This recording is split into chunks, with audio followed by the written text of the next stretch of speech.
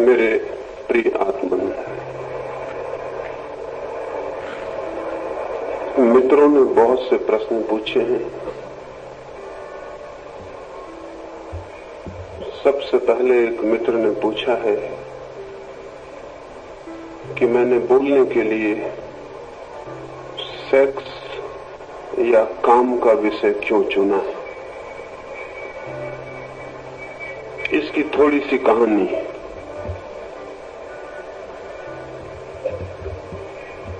एक बड़ा बाजार है।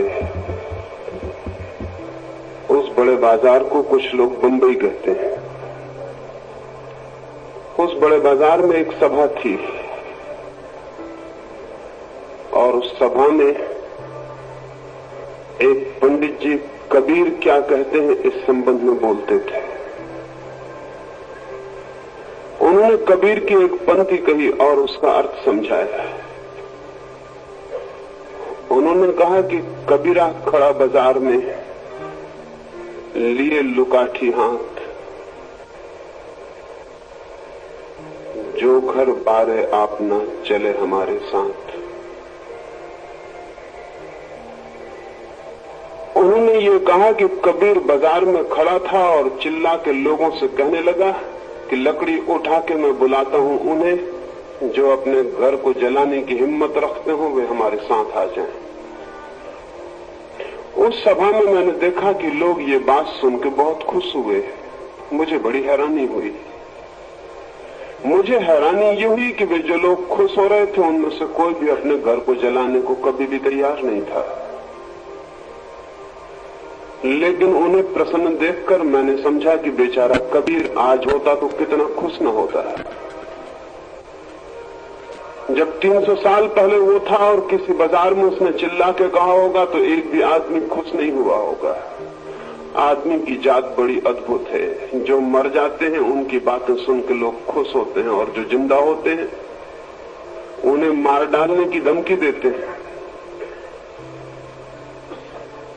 मैंने सोचा आज कबीर होते इस बंबई के बड़े बाजार में तो कितने खुश होते कि लोग कितने प्रसन्न हो रहे हैं। कबीर जी क्या कहते हैं इसको सुन के लोग प्रसन्न हो रहे हैं। कबीर जी को सुन के वे कभी भी प्रसन्न नहीं हुए थे। लेकिन लोगों को प्रसन्न देखकर मुझे ऐसा लगा कि जो लोग अपने घर को जलाने के लिए भी हिम्मत रखते हैं और खुश होते हैं, उनसे आज कुछ दिल की बातें कही जाएं। तो मैं भी वो उसी धोखे में आ गया जिसमें कबीर और क्राइस्ट और सारे लोग हमेशा आते रहे। तो मैंने लोगों से सत्य की कुछ बात कहनी चाहिए और सत्य के संबंध में कोई बात कहनी हो तो उन असत्यों को सबसे पहले तोड़ देना जरूरी है जो आदमी ने सत्य समझ रखे हैं, जिन्हें हम सत्य समझते हैं। और जो सत्य नहीं है, जब तक उन्हें न तोड़ दिया जाए तब तक सत्य क्या है उसे जानने की तरफ कोई कदम नहीं उठाया जा सकता है। मुझे कहा गया था उस सभा में कि मैं प्रेम के संबंध में कुछ कहूं और मुझे लगा कि प्रेम के संबंध में तब तक बात समझ में नहीं आ सकती जब तक कि हम काम और सेक्स के संबंध में कुछ गलत धारणाएं लिए हुए बैठे। अगर गलत धारणाएं हैं सेक्स के संबंध में तो प्रेम के संबंध में हम जो भी बातचीत करेंगे वो अधूरी होगी, वो झूठी होगी, वो सत्य नहीं हो सकती। इसलिए उस सभा में मैंने काम और सेक्स के संबंध में कुछ कहा और ये कहा कि काम की ऊर्जा ही रूपांतरित होकर प्रेम की अभिव्यक्ति बनती है। एक आदमी खाद खरीद लाता है गंदी और बदबू से भरी हुई, और अगर अपने घर के पास ढेर लगा ले तो सड़क पर से निकलना मुश्किल हो जाएगा, इतनी दुर्गंध वहां फैलेगी। लेकिन एक दूसरा आदमी उसी खाद को बगीचे में डालता है और फूलों के बीज डालता है। फिर वे बीज बड़े होते हैं, पौधे बनते हैं और फूल आते हैं और फूलों की सुगंध पास पड़ोस के घरों में निमंत्रण बन के पहुंच जाती है। राह से निकलते हुए लोगों को भी वो सुगंध छूती है। वो पौधों को लहराता हुआ संगीत अनुभव होता है। लेकिन शायद ही कभी आपने सोचा हो कि फूलों से जो सुगंध बन के प्रकट हो रहा है वो वही दुर्गंध है जो खाद से प्रकट होती थी।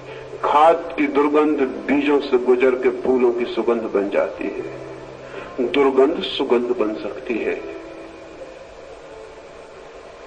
काम प्रेम बन सकता है, लेकिन जो काम के विरोध में हो जाएगा वो उसे प्रेम कैसे बनाएगा? जो काम का शत्रु हो जाएगा वो उसे कैसे रूपांतरित करेगा?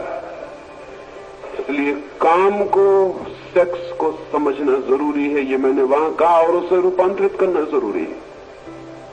मैंने सोचा था जो लोग सिर हिलाते थे घर जल जाने पर, वे लोग मेरी बातें सुनकर बड़े खुश होंगे, लेकिन मुझसे गलती हो गई। जब मैं मंच से उतरा तो उस मंच पर जितने नेता थे, जितने संयोजक थे, वो सब भाग चुके थे। वो मुझे उतरते वक्त मंच पर कोई भी नहीं मिले। वे शायद अपने घर चले गए होंगे, कहीं घर में आग न लग जाए उसे बुझाने का इंतजाम करने भाग गए। मुझे धन्यवाद देने को भी संयोजक वहां नहीं थे। जितनी भी सफेद टोपियां थी, जितने भी खादी वाले लोग थे, वो मंच पर कोई भी नहीं थे, वो जा चुके थे। नेता बड़ा कमजोर होता है, वो अनुयायियों के पहले भाग जाता है। लेकिन कुछ हिम्मतवर लोग जरूर ऊपर आए। कुछ बच्चे आए, कुछ बच्चियां आई, कुछ बूढ़े, कुछ जवान, और उन्होंने मुझसे कहा कि आपने वो बात हमें कही है जो हमें किसी ने भी कभी नहीं कही, और हमारी आंखें खोल दी हैं। हमें बहुत ही प्रकाश अनुभव हुआ है। तो फिर मैंने सोचा कि उचित होगा कि इस बात को और ठीक से पूरी तरह कहा जाए, इसलिए ये विषय मैंने आज यहां चुना। इस 4 दिनों में वो उस कहानी जो वहां अधूरी रह गई थी उसे पूरे करने का एक कारण ये था कि लोगों ने मुझे कहा, और वो उन लोगों ने कहा जिनका जीवन को समझने की हार्दिक चेष्टा है, और उन्होंने चाहा कि मैं पूरी बात कहूं। एक तो कारण ये था, और दूसरा कारण ये था कि वे जो लोग भाग गए थे मंच से, उन्होंने जगह जगह जाके कहना शुरू कर दिया कि मैंने तो ऐसी बातें कही हैं जिनसे धर्म का विनाश हो जाएगा, मैंने तो ऐसी बातें कही हैं जिनसे कि लोग अधार्मिक हो जाएंगे। तो मुझे लगा कि उनका भी कहना पूरा स्पष्ट हो सके, उनको भी पता चल सके कि लोग सेक्स के संबंध में समझ के अधार्मिक होने वाले नहीं हैं। नहीं समझा है उन्होंने आज तक, इसलिए अधार्मिक हो गए हैं। अज्ञान अधार्मिक बना सकता है, ज्ञान कभी भी अधार्मिक नहीं बना सकता।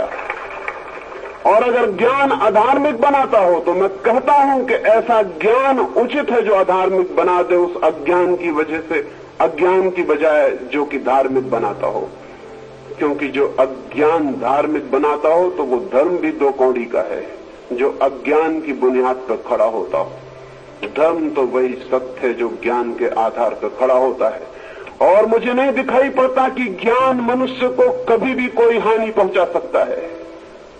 हानि हमेशा अंधकार से पहुंचती है और अज्ञान से। इसलिए अगर मनुष्य जाति भ्रष्ट हो गई, यौन के संबंध में विकृत और विक्षिप्त हो गई, सेक्स के संबंध में पागल हो गई, तो उसका जिम्मा उन लोगों पर नहीं है जिन्होंने सेक्स के संबंध में ज्ञान की खोज की है।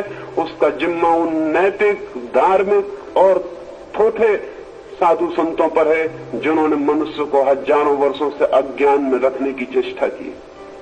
ये मनुष्य जाति कभी की सेक्स से मुक्त हो गई होती, लेकिन नहीं ये हो सका।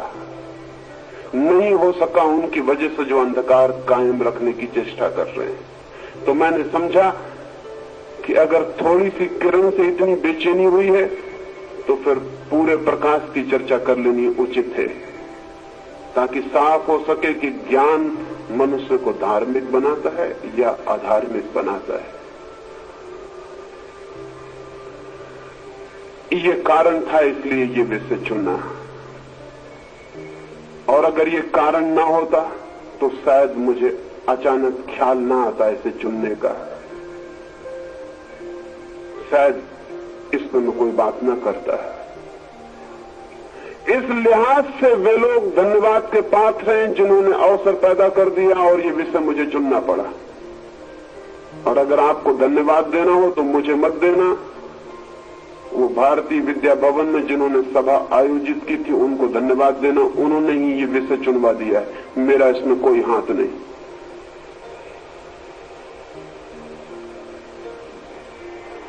एक मित्र ने पूछा है कि मैंने कहा कि काम का रूपांतरण ही प्रेम बनता है। तो उन्होंने पूछा है कि माँ का बेटे के लिए प्रेम, क्या वो भी काम है, वो भी सेक्स है? और भी कुछ लोगों ने इसी तरह के प्रश्न पूछे। इसे थोड़ा समझ लेना उपयोगी होगा।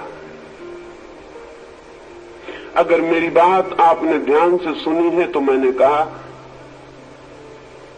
कि सेक्स के अनुभव के बड़ी गहराइयां हैं जिन तक आदमी पहुंच भी नहीं पाता है। 3 तल हैं सेक्स के अनुभव के, वो मैं आपसे कहूं। एक तल तो शरीर का तल है, बिल्कुल फिजियोलॉजिकल। एक आदमी वेश्या के पास जाता है, उससे जो सेक्स का अनुभव होता है वो शरीर से गहरा नहीं हो सकता। वेश्या शरीर बेच सकती है, मन नहीं बेचा जा सकता, और आत्मा के बेचने का तो कोई उपाय नहीं। शरीर मिल सकता है। एक आदमी बलात्कार करता है तो बलात्कार में किसी का मन भी नहीं मिल सकता और किसी की आत्मा भी नहीं। शरीर पर बलात्कार किया जा सकता है, आत्मा पर बलात्कार करने का न कोई उपाय खोजा जा सका है, न खोजा जा सकता है। तो बलात्कार में भी जो अनुभव होगा वो शरीर का होगा। सेक्स का प्राथमिक अनुभव शरीर से ज्यादा गहरा नहीं होता है, लेकिन शरीर के अनुभव पर ही जो रुक जाते हैं वो सेक्स के पूरे अनुभव को उपलब्ध नहीं होते। उन्हें मैंने जो गहराइयों की बातें कही है उसका उन्हें कोई भी पता नहीं चल सकता। और अधिक लोग शरीर के तल पर ही रुक गए। इस संबंध में ये भी जान लेना जरूरी है कि जिन देशों में भी प्रेम के बिना विवाह होता है उस देश में सेक्स शरीर के तल पर ही रुक जाता है, उससे गहरा नहीं जा सकता है। विवाह 2 शरीरों का हो सकता है, विवाह 2 आत्माओं का नहीं। 2 आत्माओं का प्रेम हो सकता है। तो अगर प्रेम से विवाह निकलता हो तब तो विवाह एक गहरा अर्थ ले लेता है। और अगर विवाह 2 पंडितों के और 2 जोशियों के हिसाब किताब से निकलता हो, और जाति के विचार से निकलता हो, और धन के विचार से निकलता हो, तो वैसा विवाह कभी भी शरीर से ज्यादा गहरा नहीं जा सकता। लेकिन ऐसे विवाह का एक फायदा है, शरीर मन की बजाय ज्यादा स्थिर चीज है। इसलिए शरीर जिन समाजों में विवाह का आधार है उन समाजों में विवाह सुस्थिर होगा, जीवन भर चल जाएगा। शरीर अस्थिर चीज नहीं है, शरीर बहुत स्थिर चीज, उसमें परिवर्तन बहुत धीरे धीरे आता है और पता भी नहीं चलता। शरीर जड़ता का तल है। इसलिए जिन समाजों ने यह समझा कि विवाह को स्थिर बनाना जरूरी है, एक ही विवाह पर्याप्त हो, बदलाहट की जरूरत ना पड़े, उनको प्रेम अलग कर देना पड़ा। क्योंकि प्रेम होता है मन से और मन चंचल है। जो समाज प्रेम के आधार पर विवाह को निर्मित करेंगे उन समाजों में तलाक अनिवार्य होगा, उन समाजों में विवाह परिवर्तित होगा। विवाह स्थायी व्यवस्था नहीं हो सकती, क्योंकि प्रेम तरल है, मन चंचल है, शरीर स्थिर और जड़ है। आपके घर में एक पत्थर पड़ा हुआ है, सुबह पत्थर पड़ा था, सांझ भी पत्थर वहीं पड़ा रहेगा। सुबह एक फूल खिला था, सांझ तक मुरझा जाएगा और गिर जाएगा। फूल जिंदा है, जन्मेगा, जिएगा, मरेगा। पत्थर मुर्दा है, वैसे ही का वैसा सुबह था, वैसा ही शाम पड़ा रहेगा। पत्थर बहुत स्थिर है। विवाह पत्थर की तरह है। शरीर के तल पर जो विवाह है वो स्थिरता लाता है, समाज के हित में है, लेकिन एक एक व्यक्ति के अहित में है, क्योंकि वो स्थिरता शरीर के तल पर लाई गई है और प्रेम से बचा गया है। इसलिए शरीर के तल से ज्यादा पति और पत्नी का संभोग और सेक्स नहीं पहुंच पाता गहरे में। एक यांत्रिक, एक मैकेनिकल रूटीन हो जाती है, एक यंत्र की भांति जीवन हो जाता है सेक्स का। उस अनुभव को रिपीट करते रहते हैं और जड़ होते चले जाते हैं, लेकिन उससे ज्यादा गहराई कभी भी नहीं मिलती। जहां प्रेम के बिना विवाह होता है, उस विवाह में और वेश्या के पास जाने में बुनियादी भेद नहीं। थोड़ा सा भेद है, बुनियादी नहीं है वो। वेश्या को आप एक दिन के लिए खरीदते हैं और पत्नी को आप पूरे जीवन के लिए खरीदते हैं, इससे ज्यादा फर्क नहीं पड़ता। जहां प्रेम नहीं है वहां खरीदना ही है, चाहे एक दिन के लिए खरीदो चाहे पूरी जिंदगी के लिए खरीदो। हालांकि साथ रहने से रोज रोज एक तरह का संबंध पैदा हो जाता है, एसोसिएशन से लोग उसी को प्रेम समझ लेते हैं, वो प्रेम नहीं है। प्रेम और ही बात है। शरीर के तल पर विवाह है, इसलिए शरीर के तल से गहरा संबंध कभी भी नहीं उत्पन्न हो पाता। ये एक तल है। दूसरा तल है सेक्स का, मन का तल, साइकोलॉजिकल। वात्स्यायन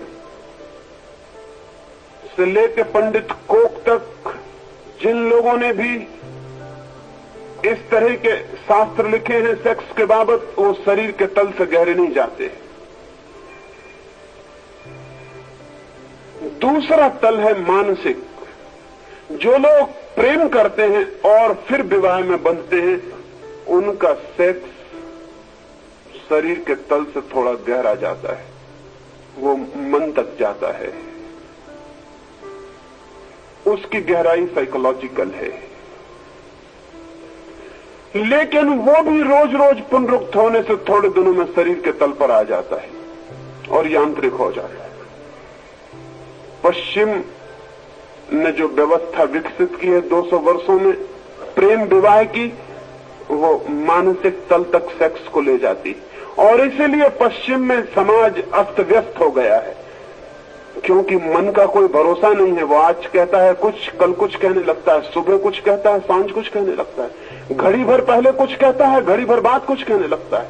शायद आपने सुना होगा कि बायरन ने जब शादी की तो कहते हैं तब तक वो कोई 60-70 स्त्रियों से संबंधित रह चुका था। एक स्त्री ने उसे मजबूर ही कर दिया विवाह के लिए, तो उसने विवाह किया। और जब वो चर्च से उतर रहा था विवाह करके, अपनी पत्नी का हाथ में लेकर, घंटियां बज रही हैं चर्च की, मोमबत्तियां भी जो जलाई गई हैं जल रही हैं, अभी जो मित्र स्वागत करने आए थे वो विदा हो रहे हैं, और वो अपनी पत्नी का हाथ पकड़ के सामने खड़ी घोड़ा गाड़ी में बैठने के लिए चर्च की सीढ़ियां उतर रहा है, तभी उसे चर्च के सामने ही एक और स्त्री जाती हुई दिखाई पड़ी। एक क्षण को वो भूल गया अपनी पत्नी को, उसके हाथ को, अपने विवाह को। सारा प्राण उस स्त्री का पीछा करने लगा।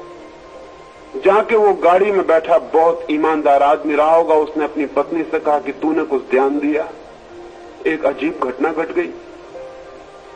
कल तक तुझसे मेरा विवाह नहीं हुआ था तो मैं विचार करता था कि तू मुझे मिल पाएगी या नहीं,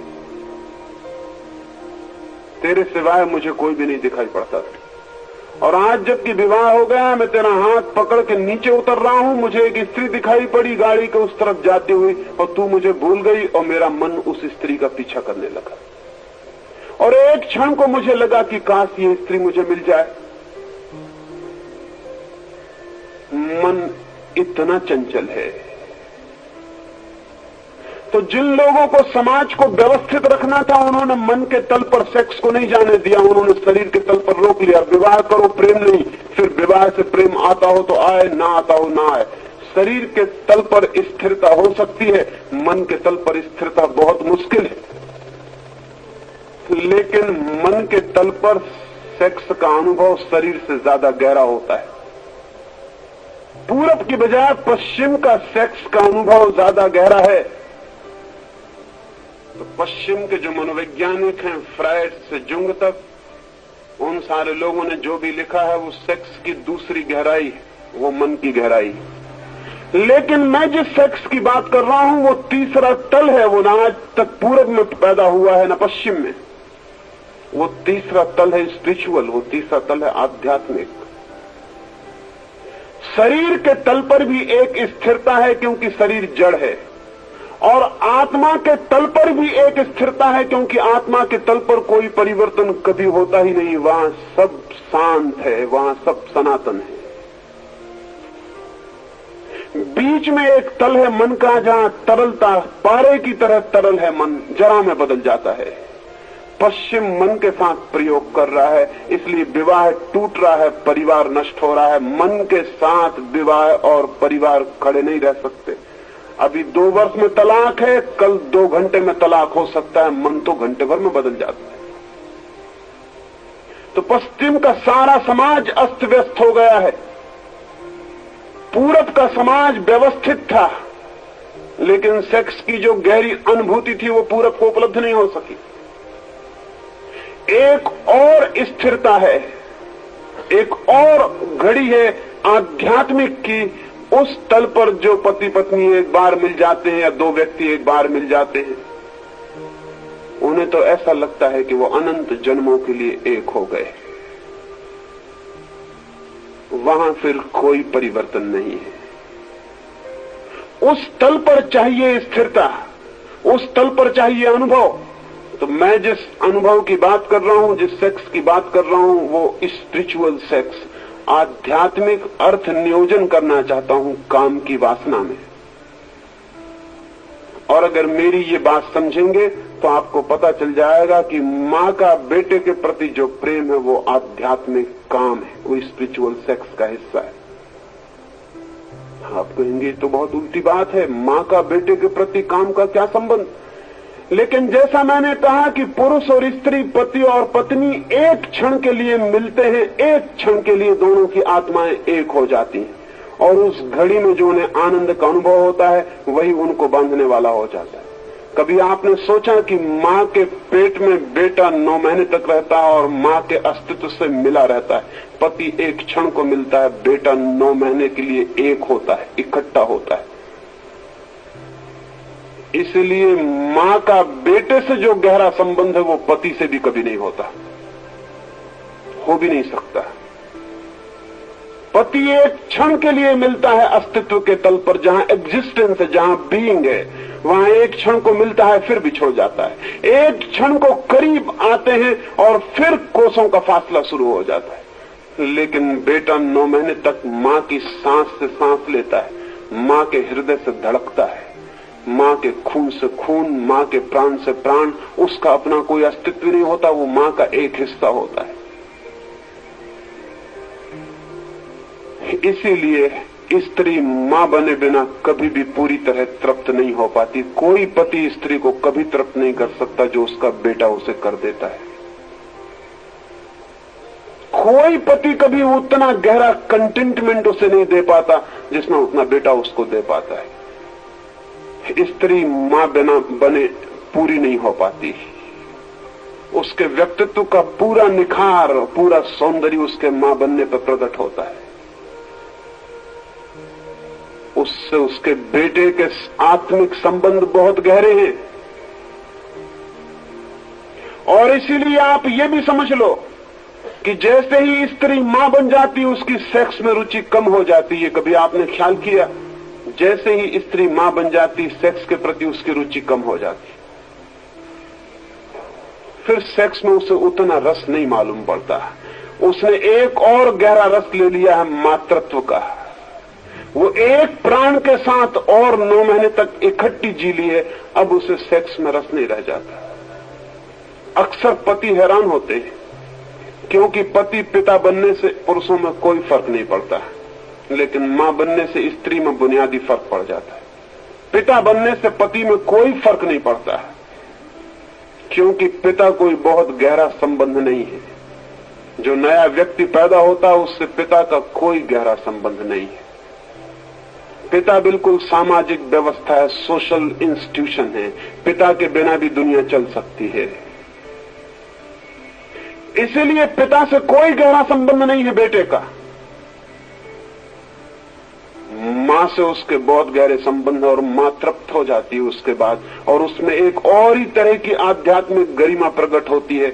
जो मां नहीं बनी है स्त्री उसको देखें, और जो मां बन गई है उसे देखें, और उन दोनों की चमक और उनकी ऊर्जा और उनका व्यक्तित्व अलग मालूम पड़ेगा। मां में एक दीप्ति दिखाई पड़ेगी, शांत, जैसे नदी जब मैदान में आ जाती तब शांत हो जाती है। जो जो अभी मां नहीं बनी है, उस स्त्री में एक दौड़ दिखेगी, जैसे पहाड़ पर नदी दौड़ती है, झरने की तरह टूटती है, चिल्लाती है, गड़गड़ाहट है, आवाज है, दौड़ है। मां बनकर वो एकदम शांत हो जाती। इसीलिए मैं आपसे संदर्भ में यह भी कहना चाहता हूं कि जिन स्त्रियों को सेक्स का पागलपन सवार हो गया, जैसे पश्चिम में, वो इसीलिए मां नहीं बनना चाहती क्योंकि मां बनने के बाद सेक्स का रस कम हो जाता। पश्चिम की स्त्री मां बनने से इंकार करती है क्योंकि मां बनी कि सेक्स का रस गया। सेक्स का रस तभी तक रह सकता है जब तक वो मां ना बने। तो पश्चिम की अनेक हुकूमतें घबरा गई हैं इस बात से कि ये रोग अगर बढ़ता चला गया तो उनकी संख्या का क्या होगा। हम यहाँ घबरा रहे हैं कि हमारी संख्या न बढ़ जाए, पश्चिम में मुल्क घबरा रहे हैं कि उनकी संख्या कहीं कम न हो जाए, क्योंकि स्त्रियों का अगर इतने तीव्र रूप से यह भाव पैदा हो जाए कि मां बनने से सेक्स का रस कम हो जाता है और वो मां न बनना चाहे तो क्या किया जा सकता है? कोई कानूनी जबरदस्ती की जा सकती है। किसी को संतति नियमन के लिए तो कानूनी जबरदस्ती भी की जा सकती है कि हम जबरदस्ती बच्चे नहीं होने देंगे, लेकिन किसी स्त्री को मजबूर नहीं किया जा सकता कि बच्चे पैदा करने ही पड़ेंगे। पश्चिम के सामने हमसे बड़ा सवाल है, हमारा सवाल उतना बड़ा नहीं। हम संख्या को रोक सकते हैं जबरदस्ती कानूनन, लेकिन संख्या को कानूनन बढ़ाने का कोई भी रास्ता नहीं। किसी व्यक्ति को जबरदस्ती नहीं की जा सकती कि तुम बच्चे पैदा करो। और आज से 200 साल के भीतर पश्चिम के सामने ये प्रश्न बहुत भारी हो जाएगा, क्योंकि पूरब की संख्या बढ़ती चली जाएगी, वो सारी दुनिया पे छा सकती है और पश्चिम की संख्या क्षीण होती जा सकती है। स्त्री को मां बनने के लिए उन्हें फिर से राजी करना पड़ेगा और उनके कुछ मनोवैज्ञानिकों ने ये सलाह देनी शुरू की है कि बाल विवाह शुरू कर दो, अन्यथा खतरा है। क्योंकि स्त्री होश में आ जाती तो वो मां नहीं बनना चाहती, उसे सेक्स का रस लेने में ज्यादा ठीक मालूम पड़ता है। इसलिए बचपन में शादी कर दो, उसे पता ही नहीं चले वो कब मां बन गई। पूरब में जो बाल विवाह चलता था उसके एक कारणों में ये भी था। स्त्री जितनी युवा हो जाएगी और जितनी समझदार हो जाएगी और सेक्स का जैसे रस लेने लगेगी, वैसे वो मां नहीं बनना चाहेगी। हालांकि उसे कुछ पता नहीं कि मां बनने से क्या मिलेगा, ये तो मां बनने से ही पता चल सकता है, उसके पहले कोई उपाय नहीं। स्त्री तृप्त होने लगती है मां बनके। क्यों? उसने एक आध्यात्मिक तल पर सेक्स का अनुभव कर लिया बच्चे के साथ, और इसलिए मां और बेटे के पास एक आत्मीयता है। मां अपने प्राण दे सकती है बेटे के लिए। मां बेटे के प्राण लेने की कल्पना भी नहीं कर सकती। पत्नी पति के प्राण ले सकती है, लिए हैं अनेक बार, और अगर नहीं भी लेती तो पूरी जिंदगी में प्राण लेने की हालत पैदा कर देती। लेकिन बेटे के लिए कल्पना भी नहीं कर सकती। वो संबंध बहुत गहरा है। और मैं आपसे ये भी कह दूं, जब उससे अपने पति का संबंध भी इतना गहरा हो जाता तो पति भी उसे बेटे की तरह दिखाई पड़ने लगता है, पति की तरह नहीं। यहां इतनी स्त्रियां बैठी और इतने पुरुष बैठे, मैं उनसे ये पूछता हूं कि जब उन्होंने अपनी पत्नी को बहुत प्रेम किया है तो क्या उन्होंने इस तरह व्यवहार नहीं किया जैसे छोटा बच्चा अपनी मां के साथ करता है? क्या आपको इस बात का ख्याल है कि पुरुष के हाथ स्त्री के स्तन की तरफ क्यों पहुंच जाते हैं? वो छोटे बच्चे के हाथ हैं जो अपनी मां के स्तन की तरफ जा रहे हैं। जैसे ही पुरुष स्त्री के प्रति गहरे प्रेम से भरता है, उसके हाथ उसके स्तन की तरफ बढ़ते हैं। क्यों? स्तन से क्या संबंध है सेक्स का? स्तन से कोई संबंध नहीं। स्तन से मां और बेटे का संबंध है। बचपन से वो जानता रहा है बेटे का संबंध स्तन से है, और जैसे ही पुरुष गहरे प्रेम से भरता है वो बेटा हो जाता है। और स्त्री का हाथ कहां पहुंच जाता है? वो पुरुष के सिर पे पहुंच जाता है, उसके बालों में उंगलियां चली जाती। वो पुराने बेटे की याद है, वो पुराने बेटे का सिर है जिसे उसने सहलाया है। इसलिए अगर ठीक से प्रेम आध्यात्मिक तल तक विकसित हो जाए तो पति आखिर में बेटा हो जाता है, और बेटा हो जाना चाहिए। तो आप समझिए कि हमने तीसरे तल पर सेक्स का अनुभव किया, अध्यात्म के तल पर, स्पिरिचुअलिटी के तल पर। इस तल पर एक संबंध है जिसका हमें कोई पता ही नहीं। पति पत्नी का संबंध उसकी तैयारी है, उसका अंत नहीं है, वो यात्रा की शुरुआत है, पूर्णता नहीं है। इसलिए पति पत्नी सदा कष्ट में रहते हैं, क्योंकि वो यात्रा है। यात्रा सदा कष्ट में होती, मंजिल पे शांति मिलती है। पति पत्नी कभी शांत नहीं हो सकते, वो बीच की यात्रा है। और अधिक लोग यात्रा में ही खत्म हो जाते हैं, मुकाम पे कभी पहुंच ही नहीं पाते। इसलिए पति पत्नी के बीच एक इनर कॉन्फ्लिक्ट 24 घंटे चलती, 24 घंटे एक कलह चलती। जिससे हम प्रेम करते हैं उसी के साथ 24 घंटे कलह चलती, लेकिन न पति समझता न पत्नी समझती कि कलह का कारण क्या है। पति सोचता है कि शायद दूसरी स्त्री होती तो सब ठीक हो जाता, पत्नी सोचती कि शायद दूसरा पुरुष होता तो सब ठीक हो जाता। ये जोड़ा गलत हो गया। लेकिन मैं आपसे कहता हूं कि दुनिया भर के जोड़ों का यही अनुभव है, और आपको अगर बदलने का मौका दे दिया जाए तो इतना ही फर्क पड़ेगा। जैसे कि कुछ लोग अर्थी को लेके मरघट जाते हैं, कंधे पर रख के अर्थी को, एक कंधा दुखने लगता है तो उठा के दूसरे कंधे पर रख लेते हैं। थोड़ी देर राहत मिलती है, कंधा बदल गया, थोड़ी देर बाद पता चलता है कि बोझ उतना का ही उतना ही फिर शुरू हो गया है। पश्चिम में इतने तलाक हो रहे हैं, उनका अनुभव यह है कि दूसरी स्त्री 10-5 दिन के बाद पहली स्त्री फिर साबित हो जाती है, दूसरा पुरुष 15 दिन के बाद पहला पुरुष फिर साबित हो जाता है। इसके कारण गहरे हैं। इसके कारण इस स्त्री और इस पुरुष से संबंधित नहीं है। इसके कारण इस बात से संबंधित है कि स्त्री और पुरुष का, पति और पत्नी का संबंध बीच की यात्रा का संबंध है। वो मुकाम नहीं है, वो अंत नहीं। अंत तो वही होगा जहां स्त्री मां बन जाएगी और पुरुष फिर बेटा हो जाएगा। तो मैं आपसे कह रहा हूं कि मां और बेटे का संबंध आध्यात्मिक काम का संबंध है, और जिस दिन स्त्री और पुरुष में, पति और पत्नी में भी आध्यात्मिक काम का संबंध उत्पन्न होगा, उस दिन फिर मां बेटे का संबंध स्थापित हो जाएगा। और वो स्थापित हो जाए तो एक तृप्ति, जिसको मैंने कहा कंटेंटमेंट अनुभव होगा, और उस अनुभव से ब्रह्मचर्य फलित होता है। तो ये मत सोचें कि मां और बेटे के संबंध में कोई काम नहीं है, आध्यात्मिक काम है। अगर हम ठीक से कहें तो आध्यात्मिक काम को ही प्रेम कह सकते हैं। वो प्रेम है स्पिरिचुअल। जैसे ही सेक्स हो जाता है वो प्रेम हो जाता है। एक मित्र ने इस संबंध में और एक बात पूछी है। उन्होंने पूछा है कि आपको हम सेक्स पर कोई अथॉरिटी, कोई प्रमाणिक व्यक्ति नहीं मान सकते हैं। हम तो आपसे ईश्वर के संबंध में पूछने आए थे और आप सेक्स के संबंध में बताने लगे। हम तो सुनने आए थे ईश्वर के संबंध, तो आप हमें ईश्वर के संबंध में बताइए। उन्हें शायद पता नहीं कि जिस व्यक्ति को हम सेक्स के संबंध में भी अथॉरिटी नहीं मान सकते, उससे ईश्वर के संबंध में पूछना फिजूल है। क्योंकि जो पहली सीढ़ी के संबंध में कुछ नहीं जानता, उससे आप अंतिम सीढ़ी के संबंध में पूछना चाहते हैं। अगर सेक्स के संबंध में जो मैंने कहा वो स्वीकारी नहीं है, तो फिर तो भूल के ईश्वर के संबंध में मुझसे पूछने कभी मत आना, क्योंकि वो बात ही खत्म हो गई। पहली कक्षा के योग में मैं सिद्ध नहीं हुआ, तो अंतिम कक्षा के योग कैसे सिद्ध हो सकता हूं? लेकिन उनके पूछने का कारण है, अब तक काम को और राम को दुश्मन की तरह देखा जाता रहा है, सेक्स को और परमात्मा को दुश्मन की तरह देखा जाता रहा है।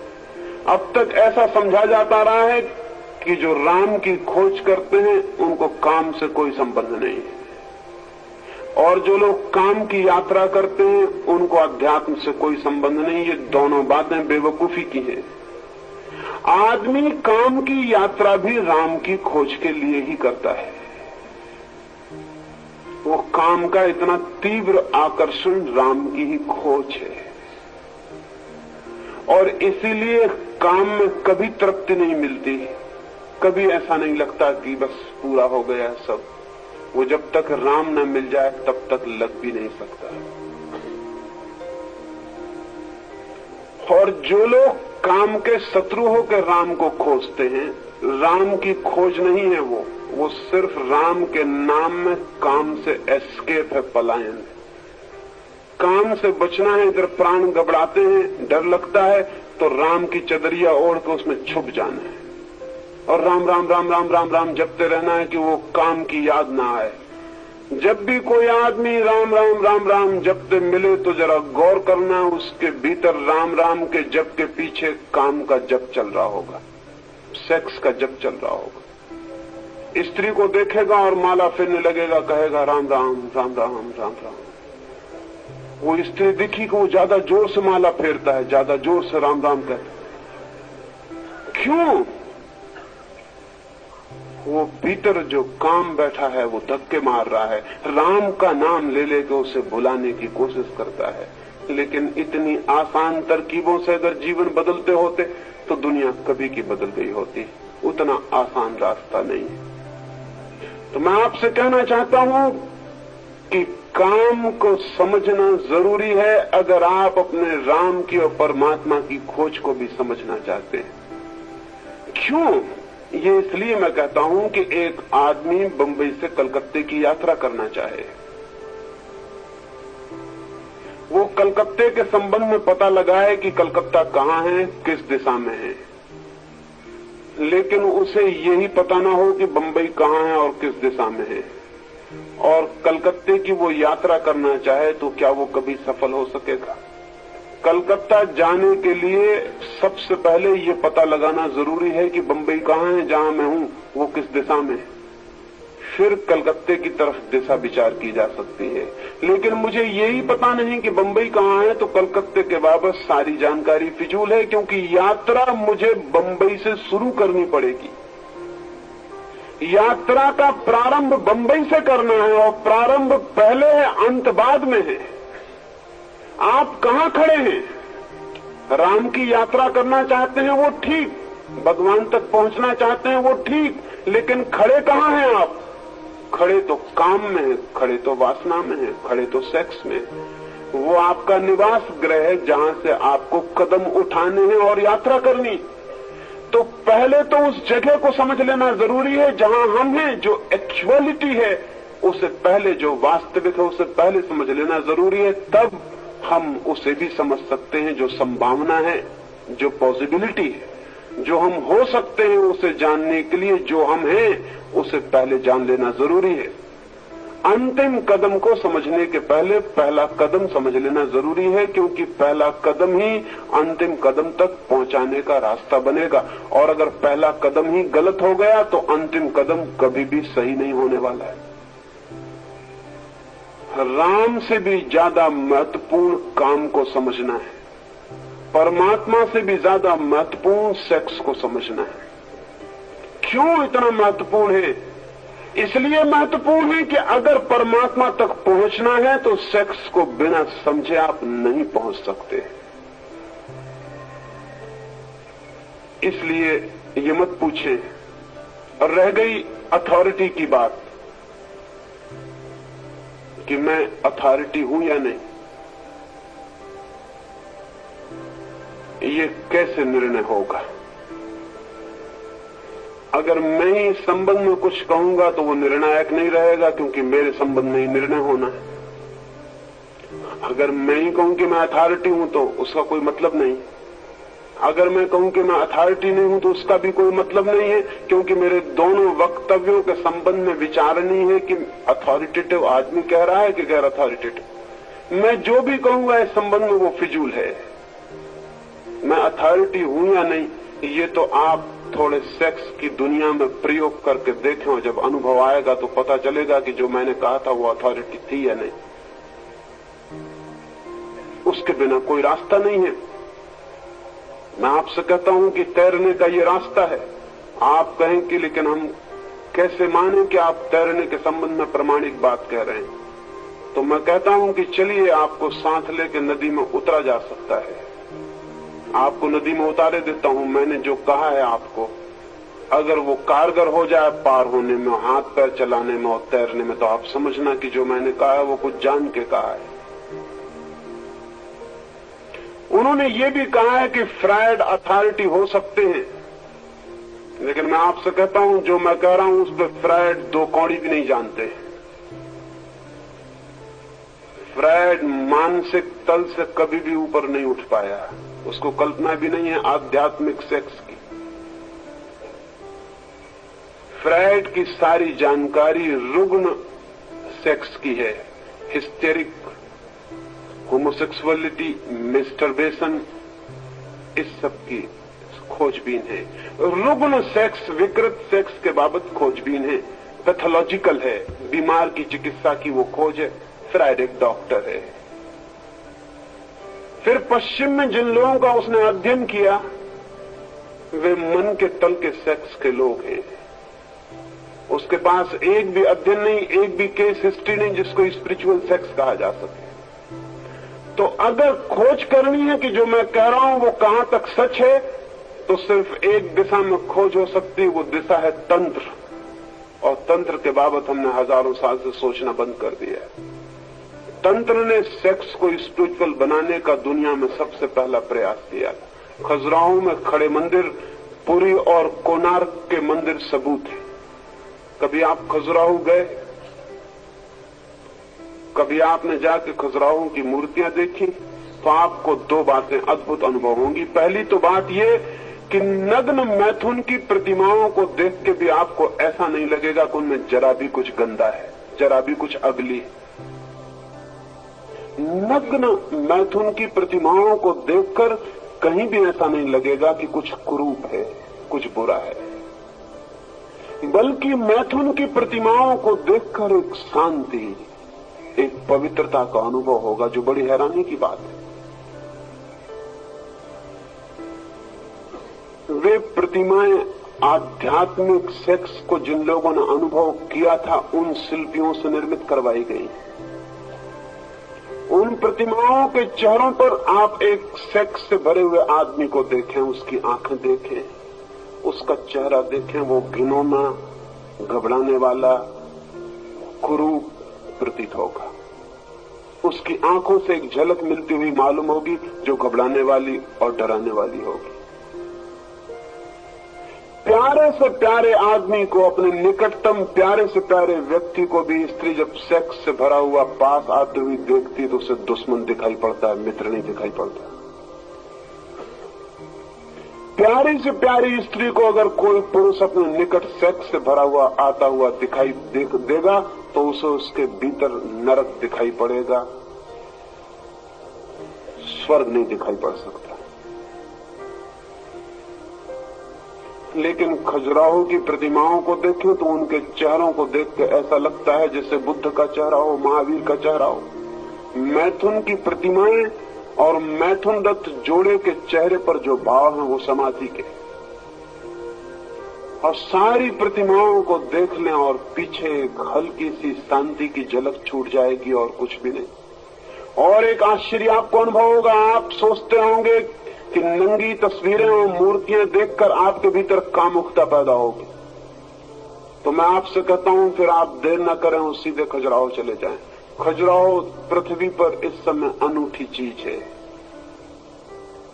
लेकिन हमारे कई नीति शास्त्री, पुरुषोत्तम दास टंडन और उनके कुछ साथी इस सुझाव के थे कि खजुराहो के मंदिर पर मिट्टी छाप के दीवारें बंद कर देनी चाहिए,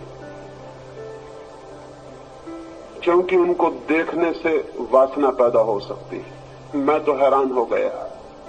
खजुराहो के मंदिर जिन्होंने बनाए थे उनका ख्याल ये था कि इन प्रतिमाओं को अगर कोई बैठ के घंटे भर देखे तो वासना से शून्य हो जाएगा। वे प्रतिमाएं ऑब्जेक्ट्स फॉर मेडिटेशन रही हजारों वर्ष तक। वे प्रतिमाएं ध्यान के लिए ऑब्जेक्ट का काम करती रही। जो लोग अति कामुक थे उन्हें खजुराहो के मंदिर के पास भेज के उन पर ध्यान करवाने के लिए कहा जाता था कि तुम ध्यान करो, इन प्रतिमाओं को देखो और इनमें लीन हो जाओ।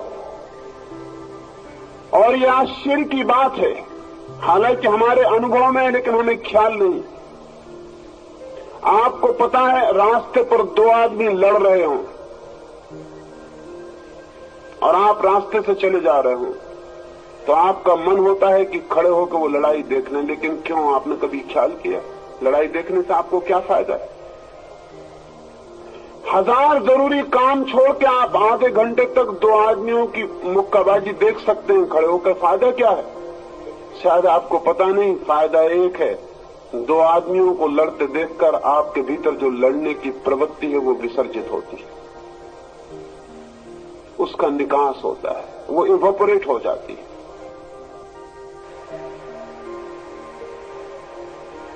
अगर मैथुन की प्रतिमा को कोई घंटे भर तक शांत बैठ के ध्यान मग्न होकर देखे तो उसके भीतर जो मैथुन करने का पागल भाव है वो विलीन हो जाता है। एक मनोवैज्ञानिक के पास एक आदमी को लाया गया था। वो एक दफ्तर में काम करता है और अपने मालिक से, अपने बॉस से बहुत रुष्ट है। मालिक उससे कुछ भी कहता तो उसे बहुत अपमान मालूम होता और उसके मन में होता है कि निकालूं जूता और इसे मार दूं। लेकिन मालिक को जूता कैसे मारा जा सकता है? हालांकि ऐसे नौकर कम ही होंगे जिनके मन में ये ख्याल ना आता हो कि निकालूं जूता और मार दूं। ऐसा नौकर खोजना मुश्किल है। अगर आप मालिक हैं तो भी आपको पता होगा, और आप अगर नौकर हैं तो भी आपको पता होगा कि नौकर के मन में नौकर होने की भारी पीड़ा है और मन होता है कि इसका बदला ले लूं। लेकिन नौकर अगर बदला ले सकता तो नौकर होता क्यों? तो वो बेचारा मजबूर है और दबाए चला जाता है, दबाए चला जाता है। फिर तो हालत उसकी ऐसी रुग्ण हो गई कि उसे ये डर पैदा हो गया कि किसी दिन आवेश में मैं जूता मार ही न दूं, तो वो जूता घर ही छोड़ जाता है। लेकिन दफ्तर में उसे जूते की दिन भर याद आती है, और जब भी मालिक दिखाई पड़ता है वो पैर टटोल कर देखता है कि जूता, लेकिन जूता तो वो घर छोड़ाया और खुश होता है कि अच्छा हुआ मैं छोड़ाया, किसी दिन आवेश के क्षण में निकल आया, जूता तो मुश्किल हो गई। लेकिन घर जूता छोड़ाने से जूते से मुक्ति नहीं होती। जूता उसका पीछा करने लगा। वो कागज पर कुछ भी बनाता है तो जूता बन जाता है। वो रजिस्टर पर कुछ ऐसे ही लिख रहा है और पाता है कि जूते ने आकार लेना शुरू कर दिया, उसके प्राणों में जूता गिरने लगा है। वो बहुत घबरा गया है और उसे ऐसा डर लगने लगा है धीरे धीरे कि मैं किसी भी दिन हमला कर सकता हूं। तो उसने अपने घर आके कहा कि अब मुझे नौकरी पे जाना ठीक नहीं, मैं छुट्टी लेना चाहता हूं, क्योंकि अब हालत ऐसी हो गई कि मैं दूसरे का जूता निकाल के भी मार सकता हूं। अब अपने जूते का जरूरत नहीं रह गई। मेरे हाथ दूसरे लोगों के पैरों की तरफ भी बढ़ने की कोशिश करते। तो घर के लोगों ने समझा कि वो पागल होता है, उसे एक मनोवैज्ञानिक के पास ले गया। उस मनोवैज्ञानिक ने कहा कि इसकी बीमारी बड़ी नहीं, छोटी सी है, इसके मालिक की एक तस्वीर घर में लगा लो और इससे कहो कि रोज सुबह 5 जूते धार्मिक भाव से मारा करे। 5 जूते मारे तब दफ्तर जाए, बिल्कुल रिलीजियसली। ऐसा नहीं कि किसी दिन चूक जाए, जैसे लोग ध्यान जप करते हैं, बिल्कुल वक्त पर 5 जूते मारे, दफ्तर से लौट के 5 जूते मारे। वहां आदमी पहले तो बोला कि क्या पागलपन की बात है, लेकिन भीतर उसे खुशी मालूम हुई। वो हैरान हुआ, उसने कहा लेकिन मुझे भीतर खुशी मालूम हो रही। तस्वीर टांग ली गई और रोज 5 जूते मार के दफ्तर गया। पहले दिन ही जब वो 5 जूते मार के दफ्तर गया तो उसे एक बड़ा अद्भुत अनुभव हुआ। मालिक के प्रति उसने दफ्तर में उतना क्रोध अनुभव नहीं किया, और 15 दिन के भीतर तो मालिक के प्रति अत्यंत विनयशील हो गया। मालिक को भी हैरानी हुई, उसे तो कुछ पता नहीं कि भीतर क्या चल रहा है। उसने उसको पूछा कि तुम आजकल बहुत आज्ञाकारी, बहुत विनम्र, बहुत ही हम्बल हो गए हो, बात क्या है? उसने कहा वो मत पूछिए, नहीं तो सब गड़बड़ हो जाए। क्या हुआ? तस्वीर को जूते मारने से कुछ हो सकता है, लेकिन तस्वीर को जूते मारने से वो जो जूते मारने का भाव है वो तिरोहित हुआ, वो इवोपरेट हुआ, वो वाष्पीभूत हुआ। खजुराहो के मंदिर या कोणार्क और पुरी के मंदिर जैसे मंदिर सारे देश के गांव-गांव में होने चाहिए। बाकी मंदिरों की कोई जरूरत नहीं है, वो बेवकूफी के सबूत है। उनमें कुछ नहीं है, उनमें न कोई वैज्ञानिकता है, न कोई अर्थ है, न कोई प्रयोजन है, वो निपट गंवारी के सबूत है। लेकिन खजुराहो के मंदिर जरूर अर्थपूर्ण है। जिस आदमी का भी मन सेक्स से बहुत भरा हो वो जाके उन पर ध्यान करे और वो हल्का लौटेगा, शांत लौटेगा। तंत्र ने जरूर सेक्स को आध्यात्मिक बनाने की कोशिश की थी, लेकिन इस मुल्क के नीति शास्त्री और जो मॉरल प्रीचर्स हैं, उन दुष्टों ने उनकी बात को समाज तक नहीं पहुंचने दिया। वो मेरी बात भी नहीं पहुंचने देना चाहते। यहां से मैं भारतीय विद्या भवन से बोलकर जबलपुर वापस लौटा और तीसरे दिन मुझे एक पत्र मिला कि अगर आप इस तरह की बातें कहना बंद नहीं कर देते हैं तो आपको गोली क्यों न मार दी जाए। मैंने उत्तर देना चाहता था, लेकिन वो गोली मारने वाले सज्जन बहुत कायर मालूम पड़े। ना उन्होंने नाम लिखा था, ना पता लिखा था। शायद वो डरे होंगे कि मैं पुलिस को न दे दूं। लेकिन अगर वो यहां कहीं हो, अगर होंगे तो किसी झाड़ के पीछे या कहीं दीवार के पीछे छुपे होंगे। अगर वो यहां कहीं हो तो मैं उनको कहना चाहता हूं कि पुलिस को देने की कोई भी जरूरत नहीं। वो अपना नाम और पता मुझे भेज दें ताकि मैं उनको उत्तर दे सकूं। लेकिन अगर उनकी हिम्मत ना हो तो मैं उत्तर यहीं दिए देता हूं ताकि वो सुन लें। पहली तो बात यह है कि इतनी जल्दी गोली मारने की मत करना, क्योंकि गोली मारते ही जो बात मैं कह रहा हूं वो परम सत्य हो जाएगी। इसका उनको पता होना चाहिए। जीसस क्राइस्ट को दुनिया कभी की भूल गई होती अगर उसको सूली पर न लटकाया गया होता। जीसस क्राइस्ट को दुनिया कभी की भूल गई होती अगर उसको सूली न मिली होती। सूली देने वाले ने बड़ी कृपा की। और मैंने तो यहां तक सुना है कुछ इनर सर्कल्स में जो जीवन की गहराइयों की खोज करते हैं, उनसे मुझे ये भी ज्ञात हुआ है कि जीसस ने खुद अपनी सूली लगवाने के लिए योजना और षड्यंत्र किया था। जीसस ने चाहा था कि मुझे सूली लगा दी जाए, क्योंकि सूली लगते ही जो जीसस ने कहा है वो करोड़ों करोड़ों वर्ष के लिए अमर हो जाएगा और हजारों लोगों के, लाखों लोगों के काम आ सकेगा। इस बात की बहुत संभावना है, क्योंकि जुदास जिसने ईसा को बेचा 30 रुपयों में, वो ईसा के प्यारे से प्यारे शिष्यों में से एक था। और ये संभव नहीं है कि जो वर्षों से ईसा के पास रहा वो सिर्फ 30 रुपए में ईसा को बेच दे, सिवाय इसके कि ईसा ने उसको कहा हो कि तू कोशिश कर, दुश्मन से मिल जा और किसी तरह मुझे उलझा दे और सूली लगवा दे, ताकि मैं जो कह रहा हूं वो अमृत का स्थान ले ले और करोड़ों लोगों का उद्धार बन जाए। महावीर को अगर सूली लगी होती तो दुनिया में केवल 30 लाख जैन नहीं होते, 30 करोड़ हो सकते थे। लेकिन महावीर शांति से मर गए। सूली का उन्हें पता भी नहीं था, न किसी ने लगाई, न उन्होंने लगवाने की व्यवस्था की। आज आधी दुनिया ईसाई है, उसका सिवाय इसके कोई कारण नहीं कि ईसा अकेला सूली पर लटका हुआ है। न बुद्ध, न मोहम्मद, न महावीर, न कृष्ण, न राम। सारी दुनिया भी ईसाई हो सकती है। वो सूली पर लटकने से ये फायदा हो गया। तो मैं उनसे कहता हूं कि जल्दी मत करना, नहीं तो नुकसान में पड़ जाओगे। दूसरी बात ये कहना चाहता हूं कि घबराएं ना। वो मेरे इरादे खाट पे मरने के हैं भी नहीं। मैं पूरी कोशिश करूंगा कि कोई ना कोई गोली मार ही दे। तो मैं खुद ही कोशिश करूंगा, जल्दी उनको करने की आवश्यकता नहीं है। समय आने पर मैं चाहूंगा कि कोई गोली मार ही दे। जिंदगी भी काम आती है और गोली लग जाए तो मौत भी काम आती है और जिंदगी से ज्यादा काम आ जाती है। जिंदगी जो नहीं कर पाती वो गोली लगी हुई मौत कर देती है। अब तक हमेशा ये भूल की है दुश्मनों ने, नासमझी की है। सुकरात को जिन्होंने सूली पर लटका दिया, जिन्होंने जहर पिला दिया, मंसूर को जिन्होंने सूली पर लटका दिया, और अभी गोंडसे ने गांधी को गोली मार दी। गोंडसे को पता नहीं कि गांधी के भक्त और गांधी के अनुयायी गांधी को इतने दूर तक स्मरण कराने में कभी भी सफल नहीं हो सकते थे जितना अकेले गोंडसे ने कर दिया। और अगर गांधी ने मरते वक्त जब उन्हें गोली लगी और हाथ जोड़ के गोंडसे को नमस्कार किया होगा तो बड़ा अर्थपूर्ण था वो नमस्कार। वो अर्थपूर्ण था कि मेरा अंतिम शिष्य सामने आ गया, अब जो मुझे आखिर और हमेशा के लिए अमर कर किए दे रहा है। भगवान ने आदमी भेज दिया जिसकी जरूरत थी। जिंदगी का ड्रामा, वो जो जिंदगी की कहानी है वो बहुत उलझी हुई है, वो इतनी आसान नहीं है। खाट पे मरने वाले हमेशा के लिए मर जाते हैं, गोली खा के मरने वालों का मरना बहुत मुश्किल हो जाता है। सुकरात से किसी ने पूछा, उसके मित्रों ने, कि अब तुम्हारे जहर दे दिया जाएगा और तुम मर जाओगे तो हम तुम्हारे गाड़ने की कैसी व्यवस्था करें, जलाएं, कब्र बनाएं, क्या करें?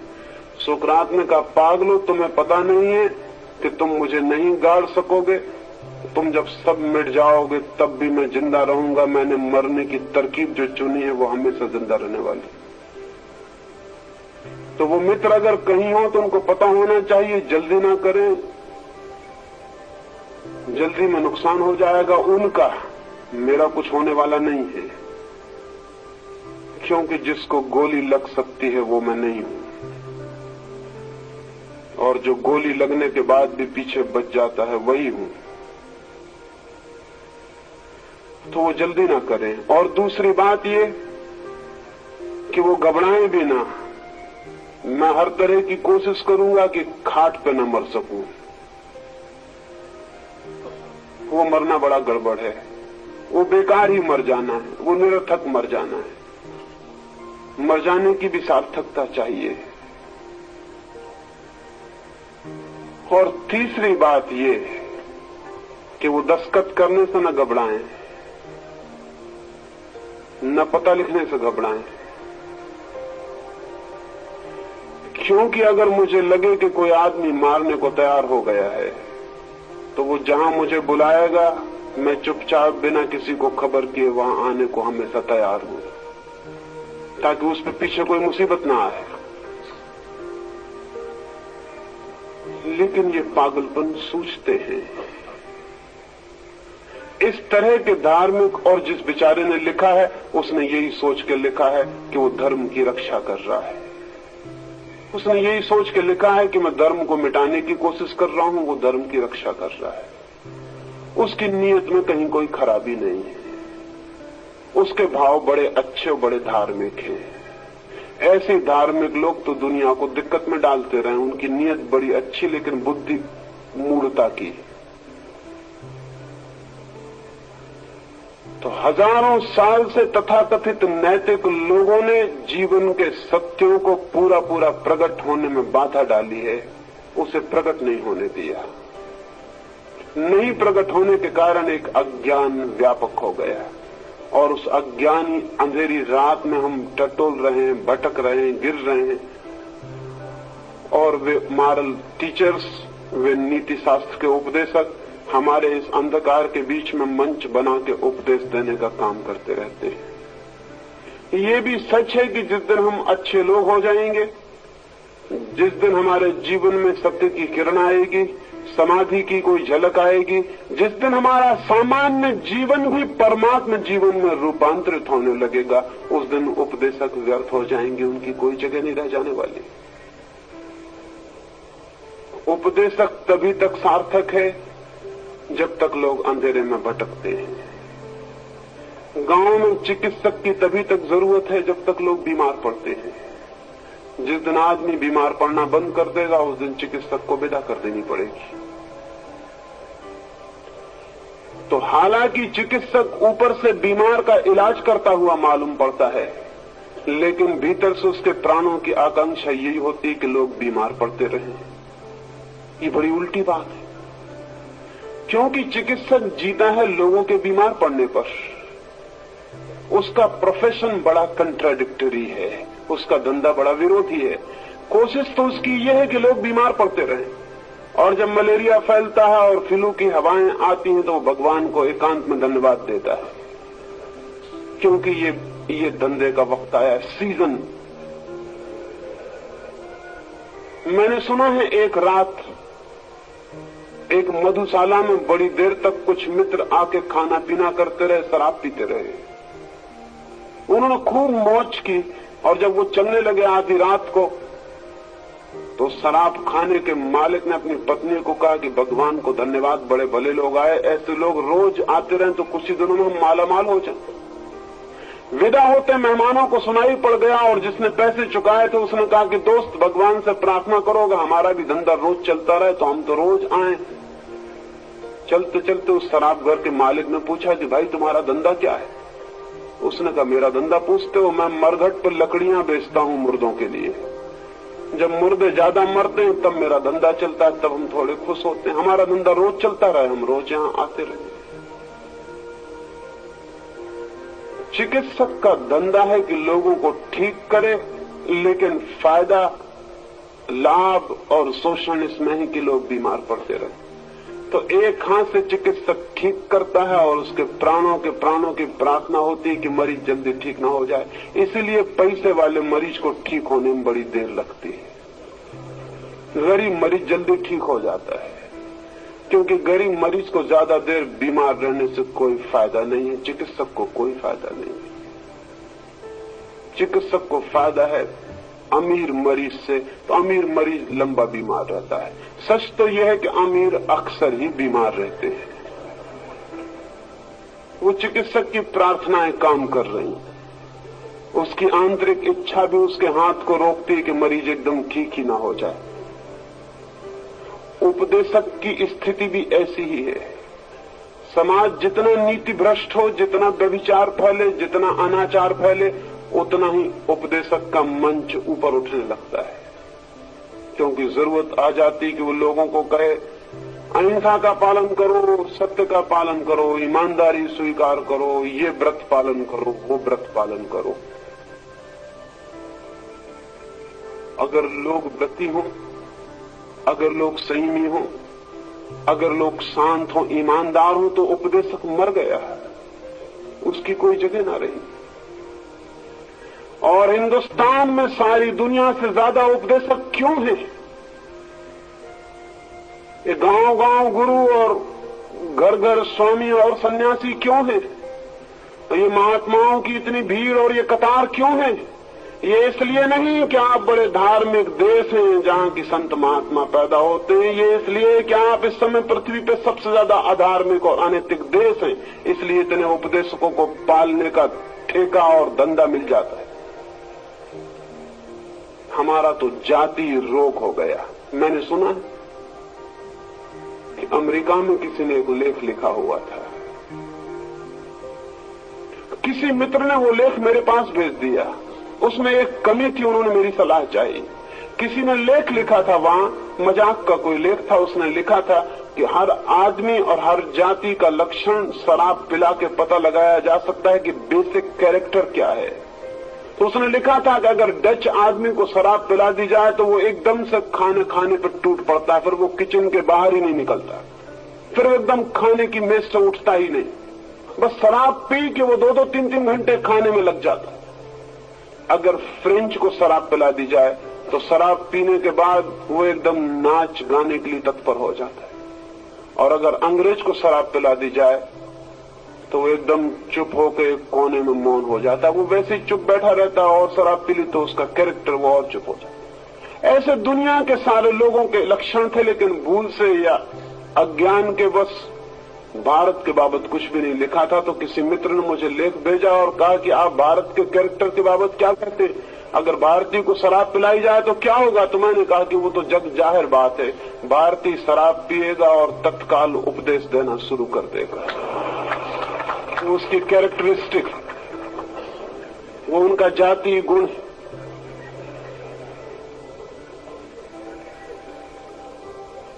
ये जो उपदेशों का समाज और साधु संतों और महात्माओं की लंबी कतार है, ये रोग के लक्षण है, ये अनीति के लक्षण है। और मजा ये है कि इनमें से कोई भी भीतरी हृदय से कभी नहीं चाहता कि अनीति मिट जाए, रोग मिट जाए, क्योंकि उसके मिटने के साथ तो वो भी मिट जाते हैं। प्राणों की पुकार यही होती है कि रोग बना रहे और बढ़ता चला जाए। और उस रोग को बढ़ाने के लिए जो सबसे सुगम उपाय है वो यह है कि जीवन के संबंध में सर्वांगीण ज्ञान उत्पन्न न हो सके। और जीवन के जो सबसे ज्यादा गहरे केंद्र हैं, जिनके अज्ञान के कारण अनीति और व्यभिचार और भ्रष्टाचार फैलता है, उन केंद्रों को आदमी कभी भी न जान सके, क्योंकि उन केंद्रों को जान लेने के बाद मनुष्य के जीवन से अनीति तत्काल विदा हो सकती है। और मैं आपसे कहना चाहता हूं कि सेक्स मनुष्य की अनीति का सर्वाधिक केंद्र है। मनुष्य के व्यभिचार का, मनुष्य की विकृति का सबसे मौलिक, सबसे आधारभूत केंद्र वहां है। और इसलिए धर्मगुरु उसकी बिल्कुल बात नहीं करना चाहते। एक मित्र ने मुझे खबर भिजवाई है कि कोई संत महात्मा सेक्स की बात नहीं करता। और आपने सेक्स की बात की तो हमारे मन में आपका आदर बहुत कम हो गया है। मैंने उनसे कहा इसमें कुछ गलती नहीं हुई, पहले आदर था उसमें गलती थी, इसमें क्या गलती हुई? मेरे प्रति आदर होने की जरूरत क्या है? मुझे आदर देने का प्रयोजन क्या है? मैंने कब मांगा है कि मुझे आदर दें? देते थे तो आपकी गलती थी, नहीं देते हैं आपकी कृपा है। मैं महात्मा नहीं रहा, मैंने कभी चाहा होता कि मैं महात्मा हूं तो मुझे बड़ी पीड़ा होती है। मैं कहता क्षमा करना, भूल से ये बातें मैंने कह दी। मैं महात्मा था नहीं, मैं महात्मा हूं नहीं, मैं महात्मा होना चाहता नहीं। जहां इतने बड़े जगत में इतने लोग दीनहीन हैं, वहां एक आदमी महात्मा होना चाहे, उससे ज्यादा निम्न प्रवृत्ति और स्वार्थ से भरा हुआ आदमी नहीं। जहां इतने दीनहीन जन हैं, जहां इतनी हीन आत्माओं का विस्तार है, वहां महात्मा होने की कल्पना और विचार ही पाप है।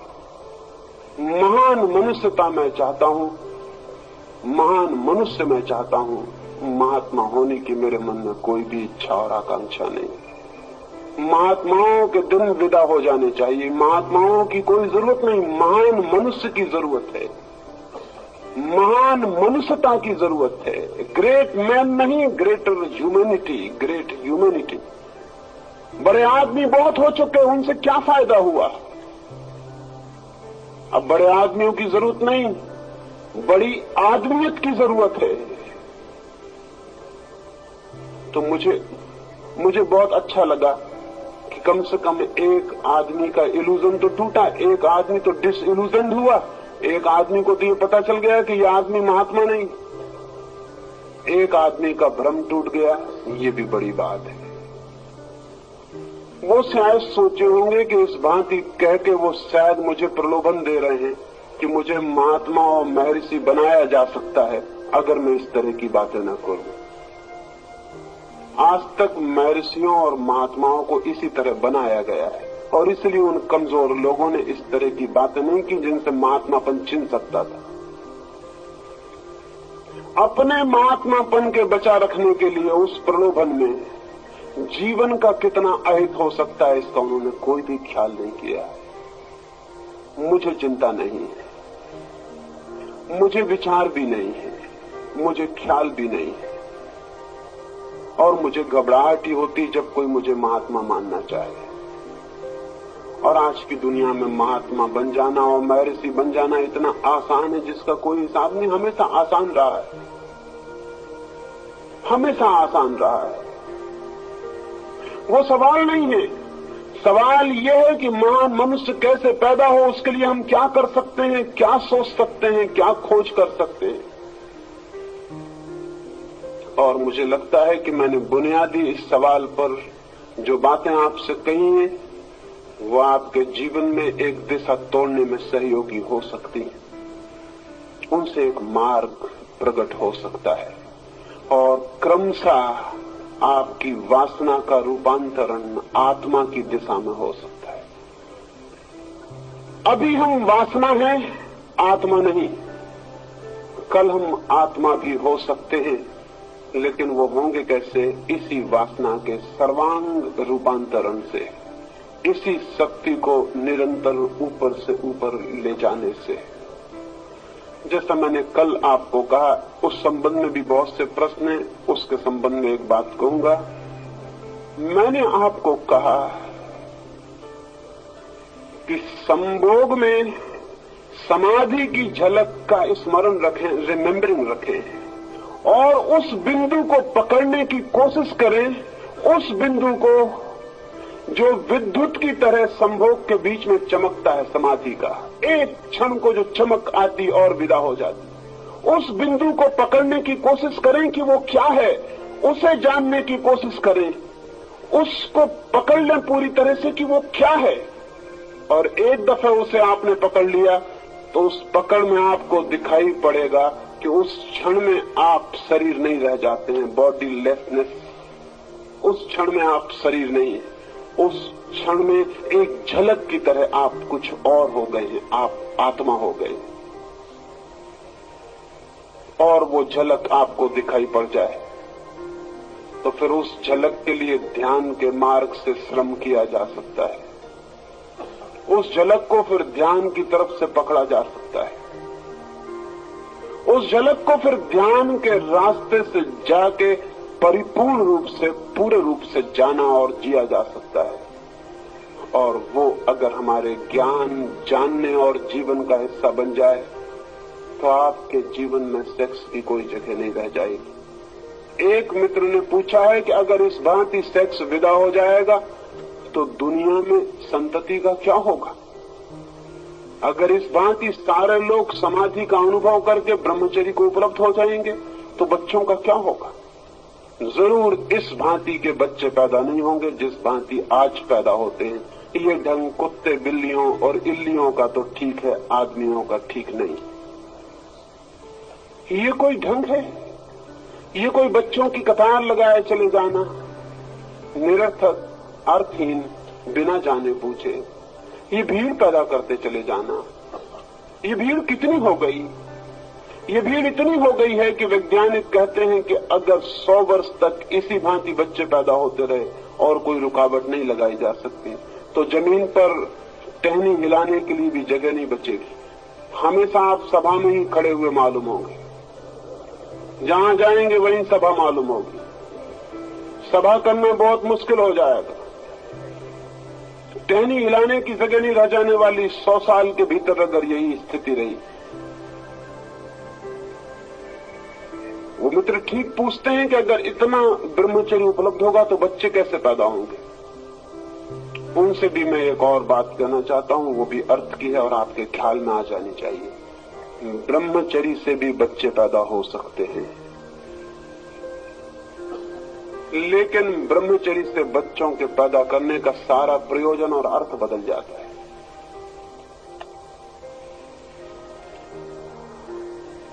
काम से बच्चे पैदा होते हैं, सेक्स से बच्चे पैदा होते हैं। सेक्स से बच्चे पैदा होना, बच्चे पैदा करने के लिए कोई सेक्स में नहीं जाता है। बच्चे पैदा होना आकस्मिक है, एक्सीडेंटल है। सेक्स में आप जाते हैं किसी और कारण से, बीच में बच्चे आ जाते हैं। बच्चों के लिए आप कभी सेक्स में नहीं जाते। बिना बुलाए मेहमान हैं बच्चे,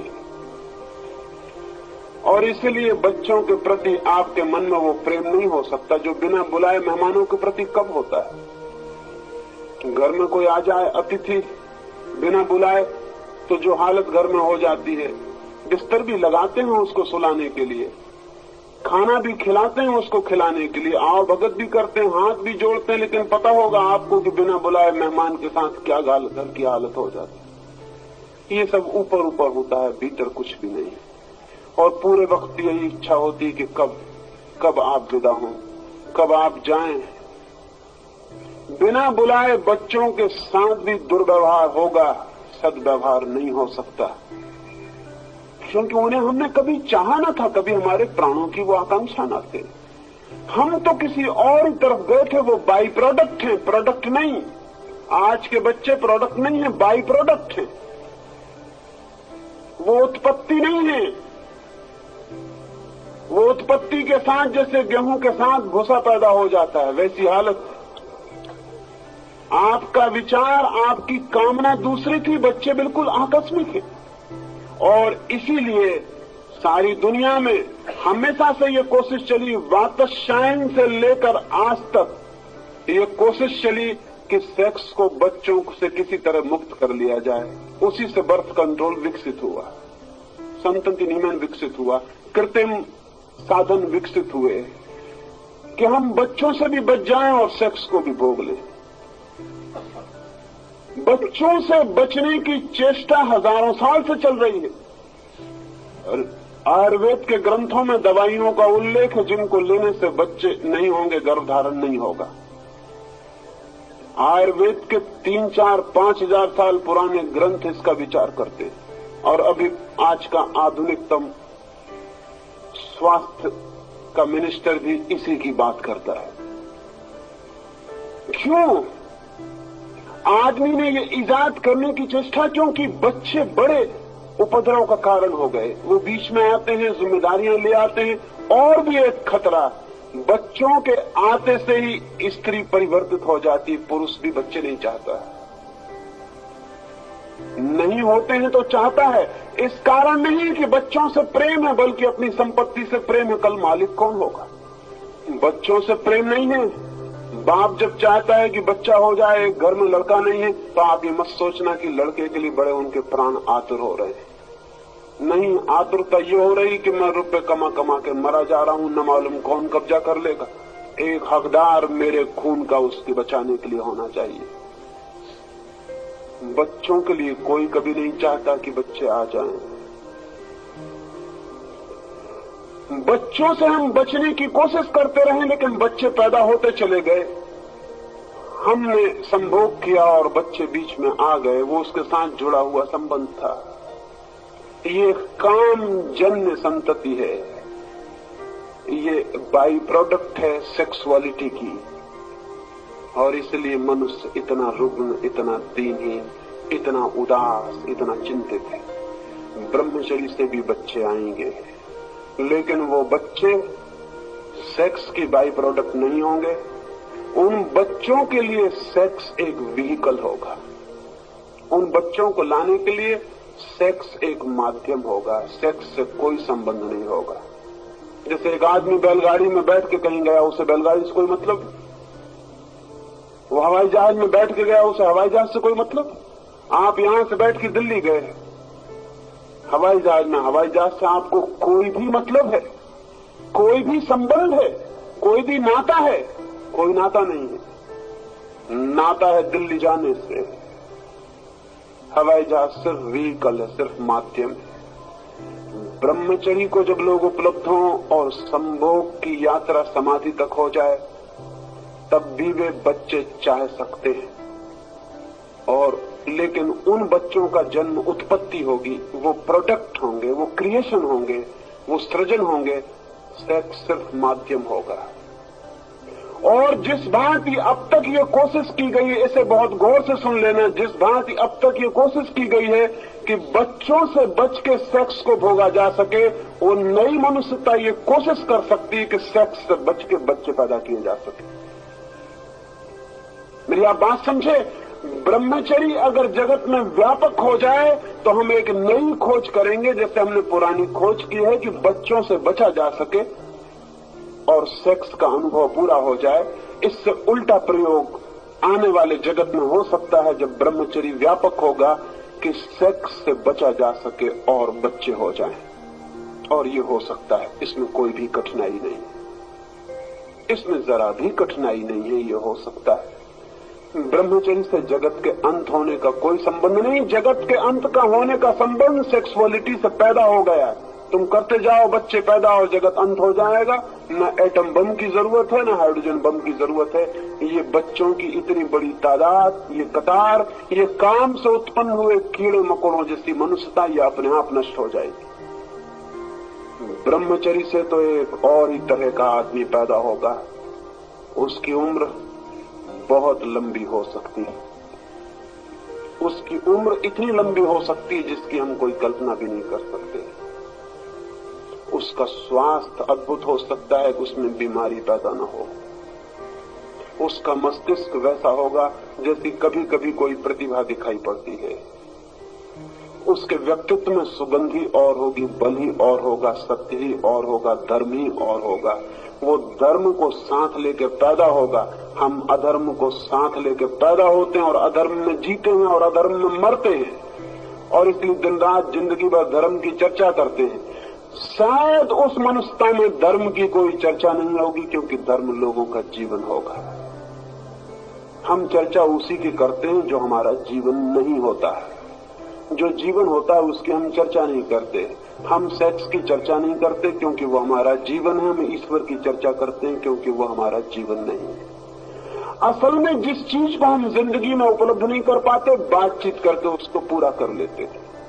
आपने ख्याल किया होगा, स्त्रियां पुरुषों से ज्यादा लड़ती हैं। स्त्रियां लड़ती ही रहती हैं, कुछ न कुछ खटपट, पास पड़ोस सब तरफ चलती रहती है। कहते हैं कि दो स्त्रियां साथ साथ बहुत देर तक शांति से बैठे रहें, ये बहुत कठिन है। मैंने तो सुना है कि चीन में एक बार एक बड़ी प्रतियोगिता हुई और उस प्रतियोगिता में चीन के सबसे बड़े झूठ बोलने वाले लोग इकट्ठे हुए। झूठ बोलने की प्रतियोगिता थी कि कौन सबसे बड़ा झूठ बोलता है, उसको पहला पुरस्कार मिल जाए। एक आदमी को पहला पुरस्कार मिल गया और उसने ये बात बोली थी सिर्फ कि मैं एक बगीचे में गया, दो औरतें एक ही बेंच पे 5 मिनट तक चुप बैठी रही और लोगों ने कहा कि इससे बड़ा झूठ कुछ भी नहीं हो सकता। ये तो अल्टीमेट अनट्रथ हो गया। और भी बड़ी बड़ी झूठ लोगों ने बोली थी, उन्होंने कहा वो सब बेकार, पुरस्कार इसको दे दो, ये आदमी बाजी मार ले गया। लेकिन कभी आपने सोचा कि स्त्रियां इतनी बातें क्यों करती? पुरुष काम करते हैं, स्त्रियों के हाथ में कोई काम नहीं है, और जब काम नहीं होता तो बात होती है। भारत इतनी बातचीत क्यों करता है? वो स्त्रियों वाला दुर्गुण है। काम कुछ भी नहीं है, बातचीत बातचीत है। तो ब्रह्मचर्य से एक नए मनुष्य का जन्म होगा जो बातचीत करने वाला नहीं, जीने वाला होगा। वो धर्म की बात नहीं करेगा, धर्म को जिएगा। लोग भूल ही जाएंगे कि धर्म कुछ है, वो इतना स्वभाव हो सकता है। उस मनुष्य के बाबत विचार करना भी अद्भुत है। वैसे कुछ मनुष्य पैदा होते रहे, आकस्मिक था उनका पैदा होना। कभी एक महावीर पैदा हो जाता है, ऐसा सुंदर आदमी पैदा हो जाता है कि अगर वो वस्त्र पहने तो उतना सुंदर न मालूम पड़े, नग्न खड़ा हो जाता, उसके सौंदर्य की सुगंध फैल जाती है सब तरफ। लोग महावीर को देखने चले आते हैं, वो ऐसा मालूम होता है संगमरमर की प्रतिमा हो। उसमें इतना वीर प्रकट होता है कि उसका नाम तो वर्धमान था, लोग उसको महावीर कहने लगते हैं। उसके ब्रह्मचर्य का तेज इतना प्रकट होता है कि लोग अभिभूत हो जाते हैं कि वो आदमी ही और है। कभी एक बुद्ध पैदा होता है, कभी एक क्राइस्ट पैदा होता है, कभी एक कन्फ्यूशियस पैदा होता है। पूरी मनुष्य जाति के इतिहास में 10-25 नाम हम गिन सकते हैं जो पैदा हुए हैं। जिस दिन दुनिया में ब्रह्मचर्य से बच्चे आएंगे, और ये शब्द सुनना आपको अजीब लगेगा कि ब्रह्मचर्य से बच्चे, मैं एक नए ही कंसेप्ट की बात कर रहा हूं। ब्रह्मचर्य से जिस दिन बच्चे आएंगे उस दिन सारे जगत के लोग ऐसे होंगे, ऐसे सुंदर, ऐसे शक्तिशाली, ऐसे मेधावी, ऐसे विचारशील। फिर कितनी देर होगी उन लोगों को कि वो परमात्मा को न जाने। वे परमात्मा को इसी भांति जानेंगे जिस तरह हम रात को सोते हैं। लेकिन जो आदमी को नींद नहीं आती, उससे अगर कोई कहे कि मैं सिर्फ तकिए पे सिर रखता हूं और सो जाता हूं, तो वो आदमी कहेगा ये बिल्कुल गलत झूठ बात है। मैं तो बहुत करवट बदलता हूँ, उठता हूँ, बैठता हूँ, माला फेरता हूँ, गाय भैंस गिनता हूँ, लेकिन कुछ नहीं, नींद आती नहीं। आप झूठ कहते हैं। ऐसा कैसे हो सकता है कि तकिए पे सिर रखा और नींद आ जाए? तकिए पे सिर रखा और नींद आ जाती है? आप सरासर झूठ बोलते हैं, क्योंकि मैंने तो बहुत प्रयोग करके देख लिया, नींद तो कभी नहीं आती, रात रात गुजर जाती। अमेरिका में न्यूयॉर्क जैसे नगरों में 30 से लेकर 40% लोग नींद की दवाएं लेकर सो रहे हैं। और अमेरिकी मनोवैज्ञानिक कहता है कि 100 वर्ष के भीतर न्यूयॉर्क जैसे नगर में एक भी आदमी सहज रूप से नहीं सो सकेगा, दवा लेनी ही पड़ेगी। तो ये हो सकता है कि न्यूयॉर्क में 100 साल बाद होगा, 200 साल बाद हिंदुस्तान में होगा, क्योंकि हिंदुस्तान के नेता इस बात के पीछे पड़े हैं कि हम उनका मुकाबला करके रहेंगे, हम उनसे पीछे नहीं रह सकते। वो कहते हैं कि हम उनसे पीछे नहीं रह सकते, उनकी सब बीमारियों में हम मुकाबला करके रहेंगे। तो ये हो सकता है कि 500 साल बाद सारी दुनिया के लोग नींद की दवा लेकर ही सोएं, और बच्चा जब पहले दफा पैदा हो मां के पेट से, तो वो दूध न मांगे, वो कहे ट्रैंक्विलाइजर। 9 महीने सो नहीं पाया तुम्हारे पेट में, ट्रैंक्विलाइजर कहां है? तो 500 साल बाद उन लोगों को यह विश्वास दिलाना कठिन होगा कि आज से 500 साल पहले सारी मनुष्यता आंख बंद करती थी और सो जाती थी। वो कहेंगे इम्पॉसिबल, असंभव है ये बात, ये नहीं हो सकता।